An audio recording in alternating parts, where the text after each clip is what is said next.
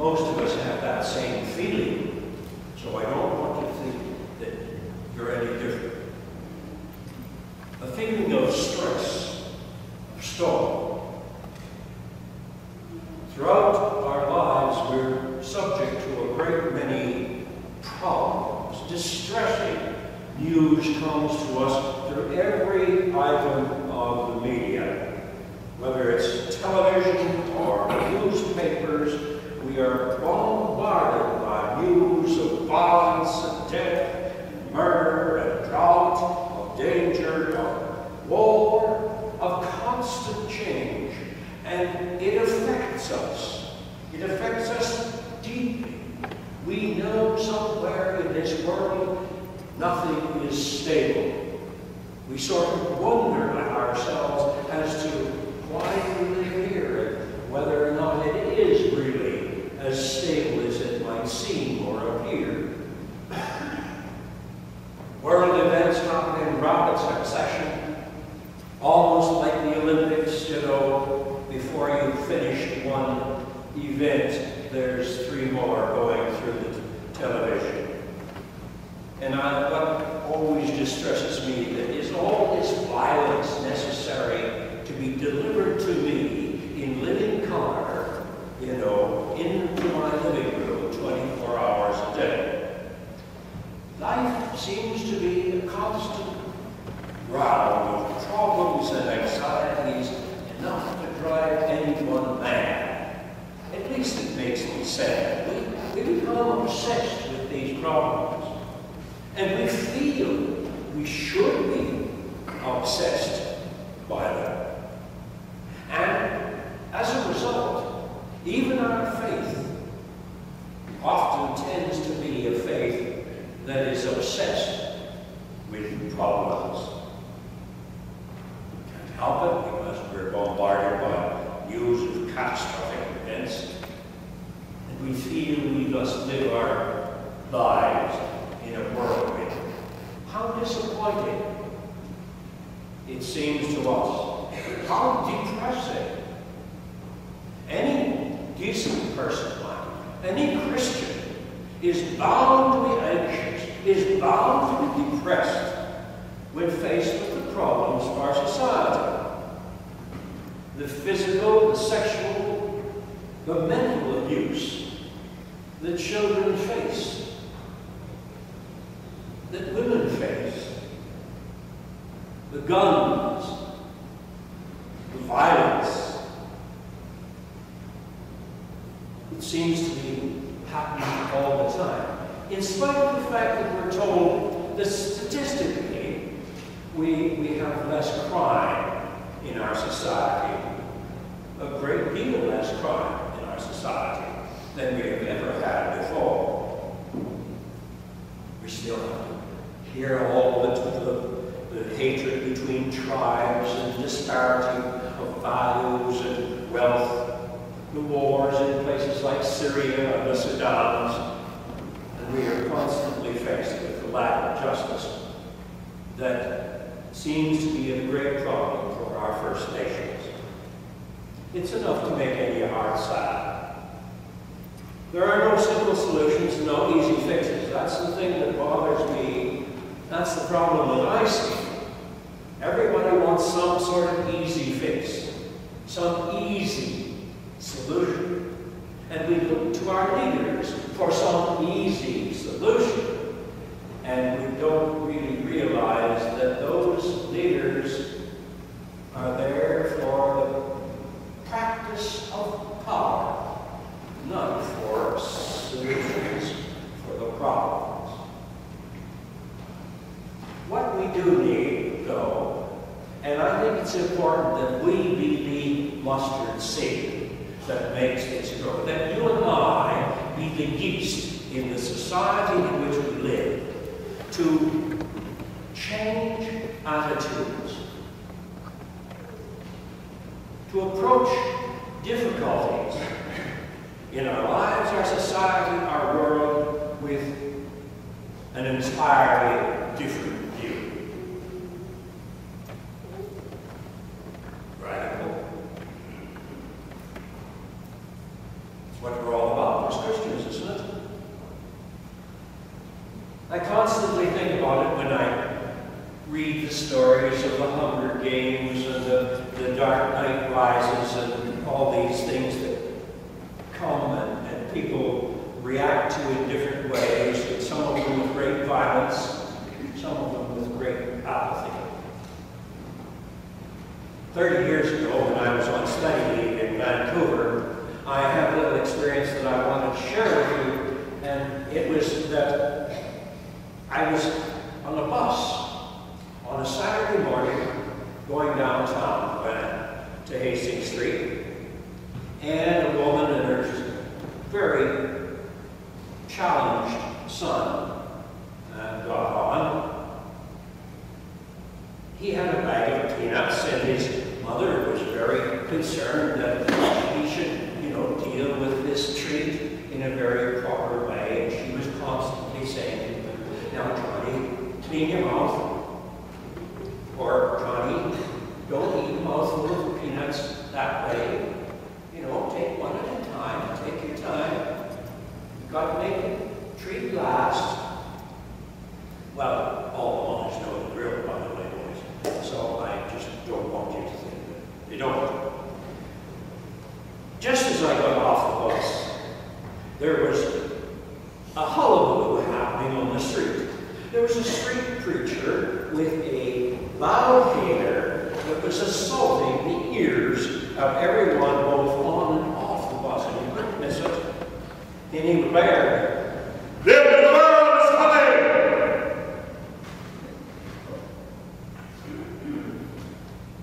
The mother and the son were getting off at the same time I did it, and the loud noise startled the boy, and he spilled his treats on the street.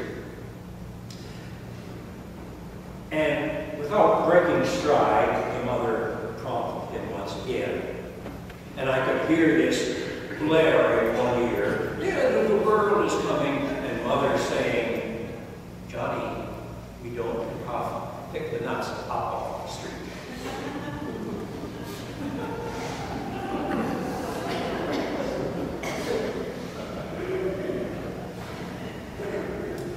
By the way, the end of the world is coming, just in case you don't know.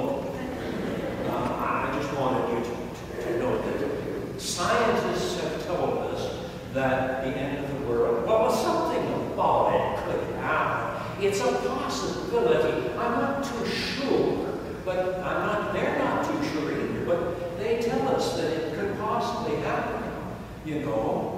We're traveling in the Milky Way at 44,000 miles per hour, and I don't know, I can see the stop sign in that at 44,000 miles an hour, but somewhere about the year 4 or 5 billion, we're going to hit the whole galaxy is going to hit the galaxy of Andromeda. I thought about that a while because, these things have a probability of 3 plus or minus 3 or 4%, 9 times out of 100, whether they're right on or not. And, it would only work, well, there's a possibility it might. It could be off 500 million miles or 500 million years, either plus or minus.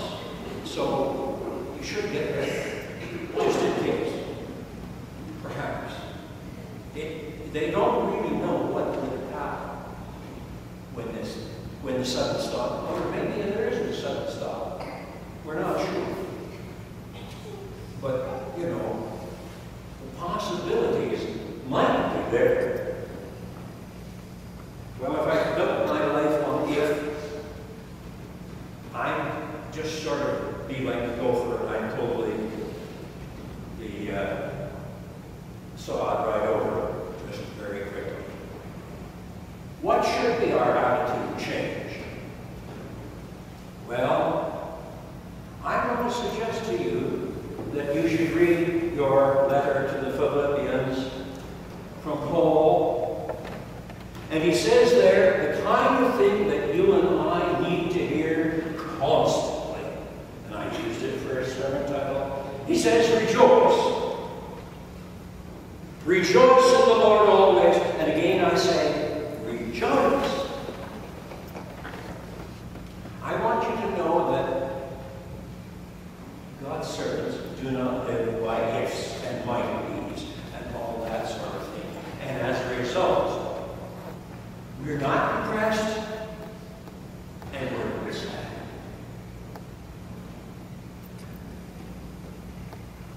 When we go out helping other people, sheltering, befriending, leading, supporting, we are not depressed about the tragedies of life. Because if we were, we would have no strength to bear the burdens, to extend a leading hand, to see the hunger, the pain, the horror, the sorrow, the tragedy. God's servants are happy, joyful spirits, doing things. Our hearts are at rest. Sympathy and courage that is infectious. Our sympathy is not self-indulgent. That's the problem with those who get depressed. We become self-indulgent.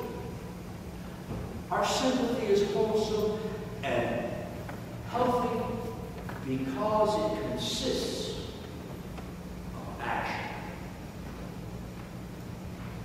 There is no emotional sympathy substituting for real service. Or, after all, the emotional sympathy will result in escape from bearing the burden. And only God can carry the burdens of the whole world. When we think we're doing all the carrying, we're just adding to the depression. God's servants are glad souls with peace and serenity that underlies their sorrow and sympathy. Remember also, your faith in Jesus Christ is a faith of joy. Buried deep in the Psalms, we hear these words, be glad in the Lord, rejoice, shout for joy, all you who are upright in heart. And even the psalmists called the whole of nature to rejoice with us. Let the heavens rejoice. Let the earth be glad. Let the seas roar. Let the fields be fruitful. Let the sea, the trees rejoice before the Lord. Throughout the New Testament, joy is a key word, just like faith and love and peace. Jesus said to his disciples, your sorrow will be turned to joy. I will see you again, and your heart shall rejoice.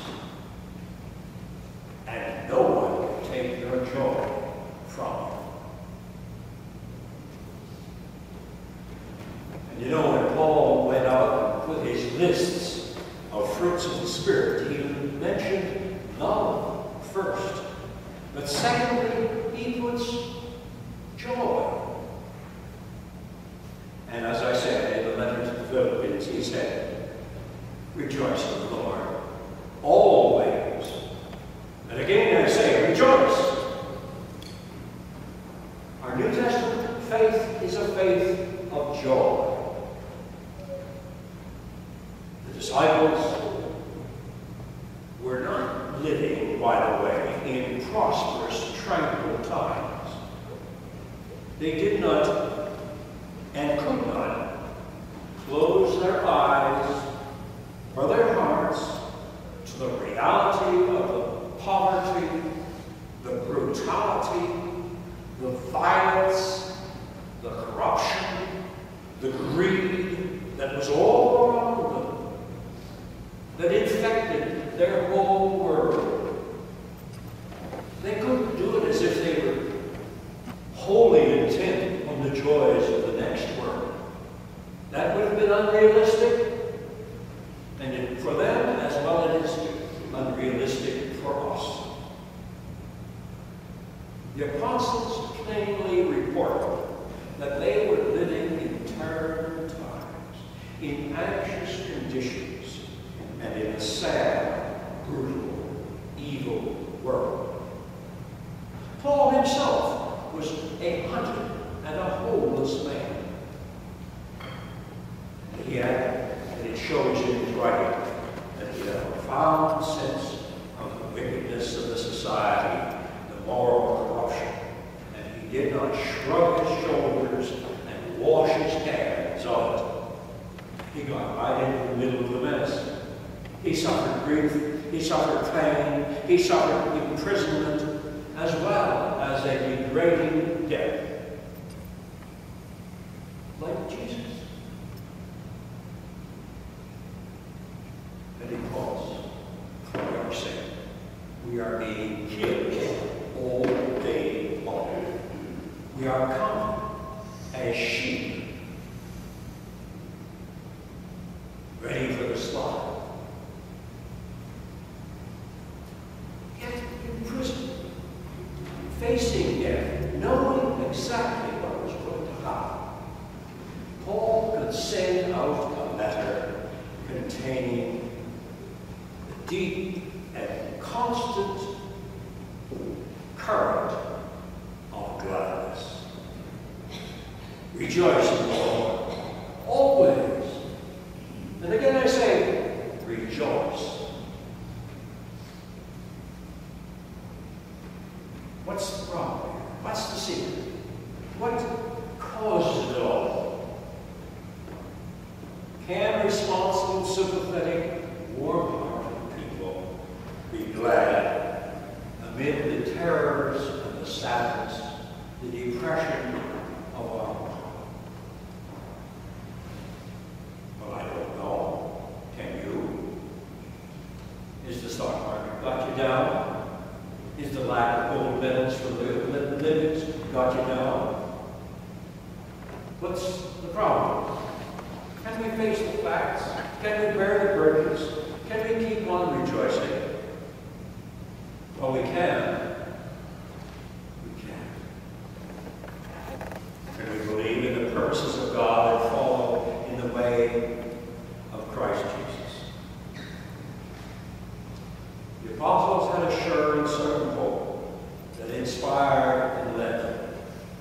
They expected things to happen in a way in which events did not happen. They thought Christ would return to earth in their lifetime, and all misery would be ended, and that he would set up an earthly kingdom. And it did not happen that way. But the substance of what they believed is what we believe. God has a purpose. He is working that purpose out through you and me. And through all confusion, through all the pain, through all the conflict that we see on this earth, God has a purpose for all the human race, which runs over into eternity.